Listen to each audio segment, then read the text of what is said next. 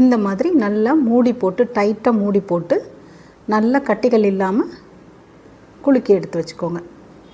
என்னடா இது கடுகை எடுக்கிறாங்க அரைக்கிறாங்க ஒரு ஜாரில் போட்டு குலுக்க சொல்கிறாங்களேன்னு நினைக்கிறீங்களா?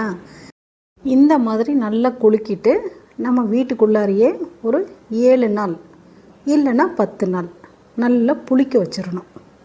பாருங்கள், குலுக்கின உடனே கலர் எப்படி இருக்குது பாருங்கள், ஒரு மாதிரி லைட் எல்லோ கலர் சூப்பராக வந்திருக்கு. இதை நீங்கள் ஒரு 7 டேஸ் இல்லைனா 10 டேஸ் நல்லா புளிக்க விட்டுருங்க. என்னடா இது இதெல்லாம் எதுக்கு பண்ண சொல்கிறாங்களேன்னு பார்க்குறீங்களா? எல்லாமே நம்ம ரோஜா செடிக்காக தாங்க. நமக்கு என்னங்க, நர்சரியில் போய் ஆசையாக ரோஸ் செடி வாங்கிட்டு வரோம். வாங்கிட்டு வந்த உடனே அதே மாதிரி பூக்கணும் இல்லையா? அதனால தான் நம்ம இந்த உரத்தை செடிகளுக்கு கொடுக்க போகிறோம். என்பிகேன்னு சொல்லக்கூடிய நம்ம செடி வளர்ச்சிக்கு தேவையான மிக முக்கியமான சத்துக்கள்